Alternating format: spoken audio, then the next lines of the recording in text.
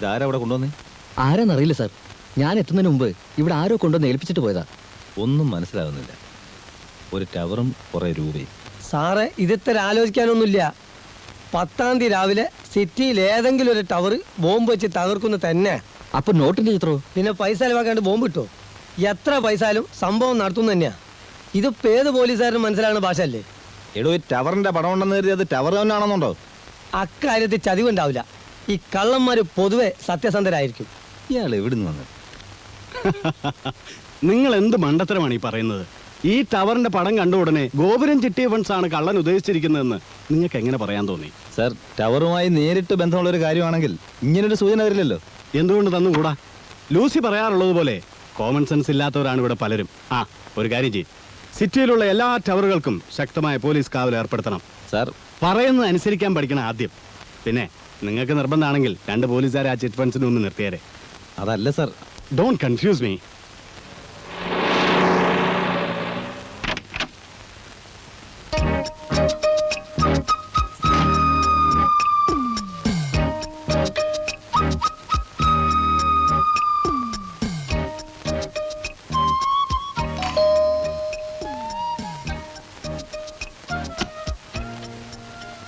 ദേവസിയില്ലേ? ദേവസി എവിടുന്നാ? ഞാൻ കുറച്ചു മുമ്പ് ഫോൺ ചെയ്തിരുന്നു. Retired superintending engineer Ramakrishnan. ആ, ഇവിടെ പറഞ്ഞിരുന്നു. വരൂ, ഇരിക്കൂ.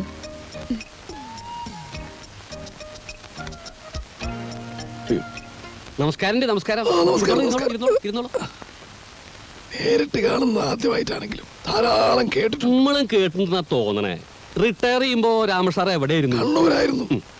നമ്മുടെ മിനിസ്റ്റർ ചാണ്ടിച്ചനും ഞാനും പണ്ട് മുതലേ ക്ലോസ് ഫ്രണ്ട്സാ. മൂപ്പരോട് അടുക്കുന്നവരൊക്കെ ഫ്രണ്ട്സാണ്. എന്തൊരു ആത്മാർത്ഥയാണ്. അപ്പോ മുഖവരില്ലാതെ കാര്യം പറയാം. ഫോണിലൂടെ ഇത്തരം കാര്യങ്ങൾ എങ്ങനെയാ സംസാരിക്കുന്നതെന്ന് വിചാരിച്ചിട്ടാ നേരിട്ട് വന്നത്. നന്നായി, വളരെ നന്നായി. എല്ലാ കാര്യങ്ങളും മിനിസ്റ്റർ എന്നോട് പറഞ്ഞിട്ടുണ്ട്. ആ ഒറ്റ ഉറപ്പിലാ എന്റെ പണം നിങ്ങളെ ഞാൻ ഏൽപ്പിക്കുന്നത്. അപ്പോഴേ ആ ഇരിക്കണ അപ്പന്, അതിന്റെ അടുത്തിരിക്കണ അപ്പന്റെ അപ്പനായിട്ടാണ് ഈ സ്ഥാപനം തുടങ്ങി. അപ്പനായിട്ട് അതിനെ വളർത്തി, നമ്മളായിട്ട് അതിനെ ഒന്നും കൂടി വളർത്തി. കർത്താവിന്റെ കാരുണ്യം കൊണ്ട് ഈ നാട്ടില് സാധാരണക്കാർക്ക് ദാരിദ്ര്യം ഉള്ളിടത്തോളം കാലം നമുക്കൊരു കുഴപ്പമില്ല. വിശ്വസിക്കാം, കണ്ണടച്ച് വിശ്വസിക്കാം. എന്നാ പണവുമായി ഞാൻ നാളെ രാവിലെ ഓഫീസിലേക്ക് വരാം. റോസിയെ, രാമൻ സാറ് ചായ എടുത്തോ? സാരമില്ല, ചായ കുടിച്ചോ. നമുക്കൊരു ഭാര്യയുണ്ട്, നല്ല അസല് പോത്തണ്. മിനിസ്റ്ററെ വിളിക്കുകയാണെങ്കിൽ നമ്മുടെ വകയായിട്ട് സ്പെഷ്യൽ നന്ദി കൂടെ പറഞ്ഞോളൂ. ദേവസി പറഞ്ഞാ പിന്നെ പറയാതിരിക്കാൻ പറ്റുമോ? നല്ല കാര്യായി.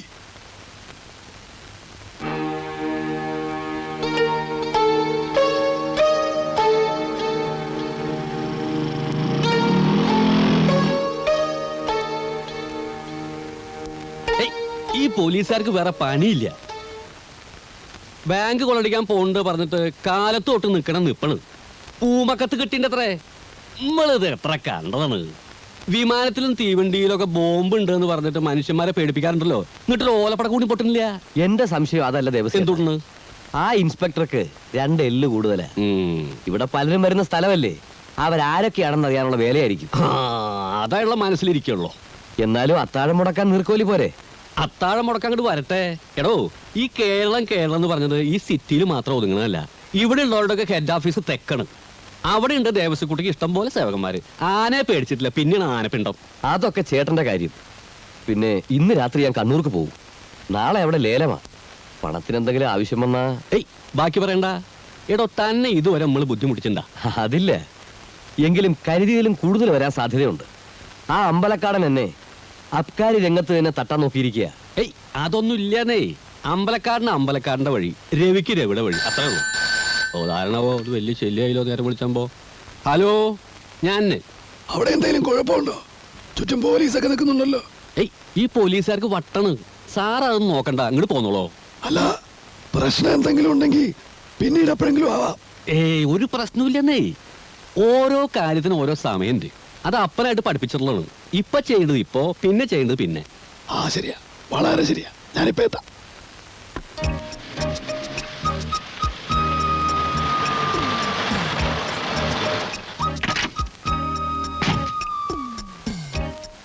എന്താ ഇൻസ്പെക്ടർ സാറേ, ദേവസിയുടെ ബാങ്കിന്റെ പോയി പോലീസും പട്ടാളമൊക്കെ? നിങ്ങളാരാ? റിട്ടയർഡ് സൂപ്രണ്ടിംഗ് എഞ്ചിനീയർ രാമൻ സാറേ, ഇങ്ങോട്ട് പോന്നോളോ. സാറ് നമ്മുടെ സ്വന്തം ആളാണ്, പേടിക്കാനൊന്നുമില്ല. ഇങ്ങോട്ട് പോന്നോളൂ. ചെല്ലട്ടെ.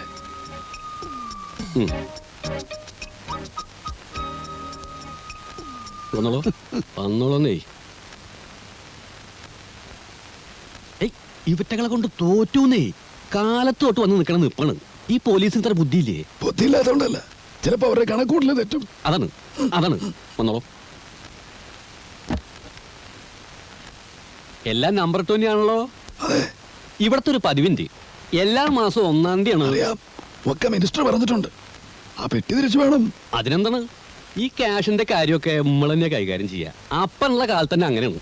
സ്റ്റാഫിനും കൂടി ഡീറ്റെയിൽസ് കൊടുക്കില്ല. അതുകൊണ്ടാണ് ഇത്ര സേഫേ. ഇരിക്കോട്ടോ.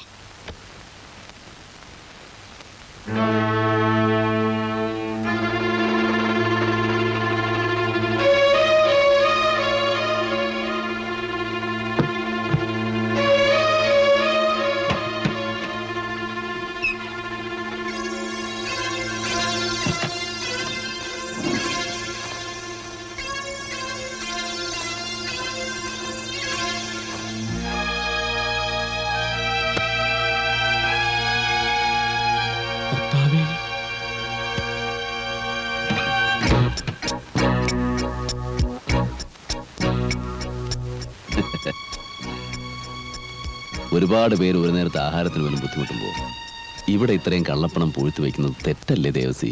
ആ പണമൊക്കെ പെട്ടിലാക്കിക്കോളൂ, ആവശ്യക്കാർ ഉപകരിക്കട്ടെ.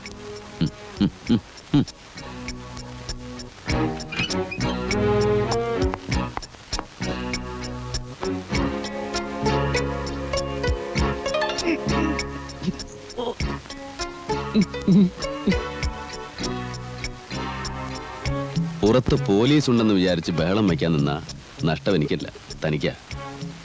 ഇതിനകത്തുള്ളത് ഈ നാട്ടിലെ പല പ്രമുഖരുടെയും കള്ളപ്പണമാണ്. ഇതെവിടെ നിന്ന് കിട്ടി, എങ്ങനെ കിട്ടി എന്നൊക്കെ ചോദ്യം വന്നാൽ ഉത്തരം പറയാൻ ദേവസി വിഷമിക്കും.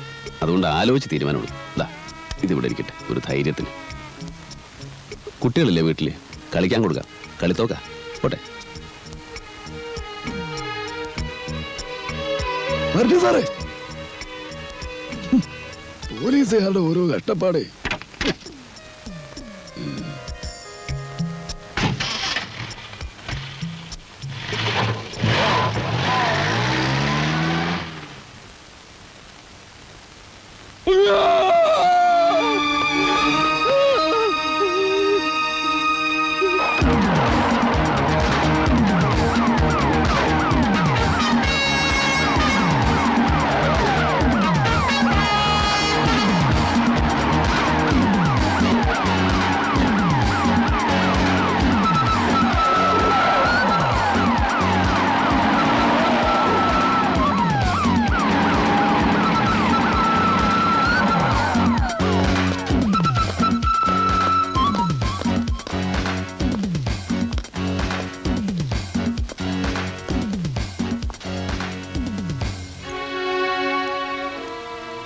Thank you inspector.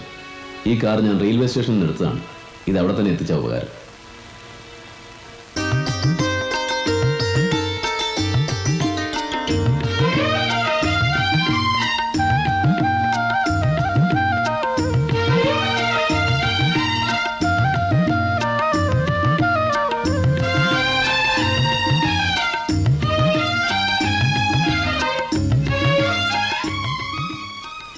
നവദമ്പതികളെ, ചുരുങ്ങിയ സമയം കൊണ്ടാണെങ്കിലും ഇവിടെ സംഘടിപ്പിച്ച ഈ സമൂഹ വിവാഹത്തിൽ പങ്കെടുക്കാൻ സാധിച്ചതിൽ എനിക്ക് അതിയായ സന്തോഷമുണ്ട്. വിവാഹം സ്വർഗത്തിൽ വെച്ച് നടക്കുന്നു, സ്വർഗത്തിൽ വെച്ച് നടക്കുന്നു എന്നൊരു പഴമൊഴിയുണ്ട്. അത് കുറെ മൂഢന്മാരെ ഏറ്റുപാടാൻ തുടങ്ങിയിട്ട് കാലം കുറയായി. സ്വർഗത്തിൽ വെച്ചല്ല നടക്കുന്നത് എന്നതിൻ്റെ ഉദാഹരണമാണ് ഈ കാണുന്ന യുവമിഥുനങ്ങൾ.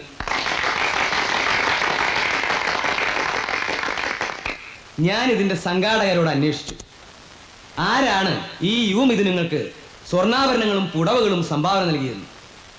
കേട്ടപ്പോ എന്റെ കണ്ണ് നിറഞ്ഞു. സ്വന്തം പേര് പോലും പുറത്തു പറയാൻ ആഗ്രഹിക്കാത്ത ഒരു മനുഷ്യ സ്നേഹി, ക്രിസ്തുദേവനെ പോലെ, കൃഷ്ണ ഭഗവാനെ പോലെ, മുഹമ്മദ് നബിയെ പോലെ ആദർശശാലിയായ കേവലം ഒരു നിസ്സാര മനുഷ്യൻ. അജ്ഞാതനായ ആ സുഹൃത്തിന് ആയുസ്സും ആരോഗ്യവും നേർന്നുകൊണ്ട്, ആ പാദങ്ങളിൽ നമസ്കരിച്ചുകൊണ്ട് ഈ സമൂഹ വിവാഹം ഞാൻ ഉദ്ഘാടനം ചെയ്യുന്നു.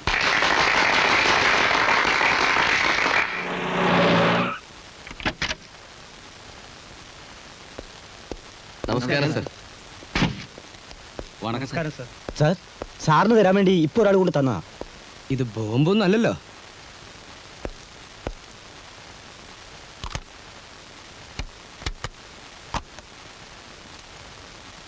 ക്രിസ്തുദേവനെ പോലെ, കൃഷ്ണ ഭഗവാനെ പോലെ, മുഹമ്മദ് നബിയെ പോലെ ആദർശശാലിയായ കേവലം ഒരു നിസ്സാര മനുഷ്യൻ.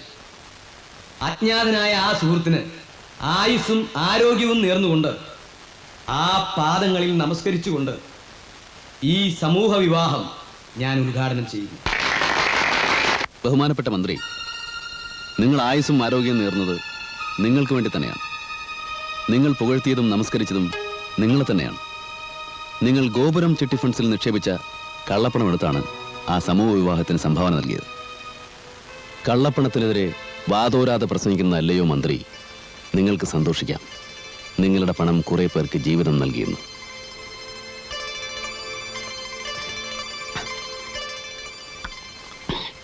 എനിക്ക് 2 ഗ്ലാസ് വെള്ളം കൂടി വേണം. താൻ ആദ്യം സമാധാനിക്കടോ. എത്ര വെള്ളം കുടിച്ചു കൂട്ടുന്നേ?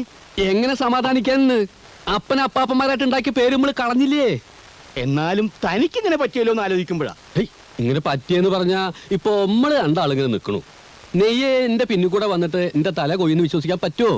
അവനെ കണ്ടാൽ തോന്നില്ലെന്നേ. ആ നോട്ടം, ആ ഭാവം, ആ സംസാരം നല്ല സ്റ്റൈലിന്ന് ബാങ്കിന്റെ മുമ്പിൽ വെച്ചിട്ട് ആ സർക്കിൾ ഇൻസ്പെക്ടർ തടഞ്ഞു.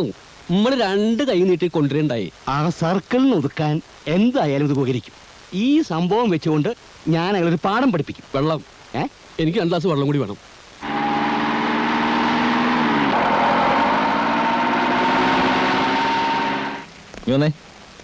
സെക്ടർ നമ്പർ 5 ഏതോ വീട്ടിലാണ് അവന്റെ താമസം. സാർ, ഏത് വീടാണെന്ന് കൃത്യമായിട്ട് അറിയില്ല.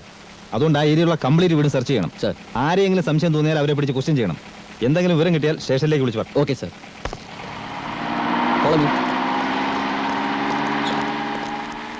കടപ്പുറത്ത് എത്തി പോലീസ്. എല്ലാ കുടിലുകളിലും നിങ്ങളെ തെരഞ്ഞു. അവസാനം അങ്ങാടിയിൽ അഹമ്മദ് ക പാർട്ടി ഓഫീസിൽ ചെന്ന് കാര്യം പറഞ്ഞപ്പോഴാ പോലീസിന്റെ ശല്യം തീർന്നത്. നിങ്ങളെ സ്ഥാനത്ത് നമ്മളായിരുന്നെങ്കിൽ ഇപ്പൊ പേടിച്ച് ചത്തേനെ. ആരെ പേടിക്കാനാ ജമാലെ? എനിക്ക് വേണ്ടി ഞാനൊന്നും ചെയ്യുന്നില്ലല്ലോ. അഗതികൾക്ക് വേണ്ടി അധ്വാനിക്കുന്നവൻ ദൈവമാർഗത്തിൽ യുദ്ധം ചെയ്യുന്നവനെ പോലെയാണെന്നാണ് മുഹമ്മദ് നബി പറഞ്ഞിരിക്കുന്നത്. ഇപ്പൊ ഒരു കാര്യം പിടികിട്ടി. എന്താ? നിങ്ങൾ മുസ്ലിം തന്നെ. നബിയുടെ കാര്യം പറഞ്ഞുകൊണ്ടാണോ? എങ്കിൽ ഭഗവത്ഗീതയിലെ 3-4 ശ്ലോകങ്ങൾ ചൊല്ലിത്തരട്ടെ. അല്ലോ വേണ്ട, അന്ന് മനസ്സിലാക്കാനുള്ള കഴിവ് നമുക്കില്ല.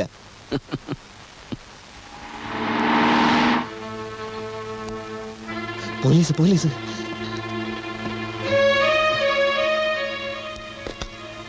ഇവിടെ പണിയെടുക്കുന്ന തള്ളിയല്ലത്.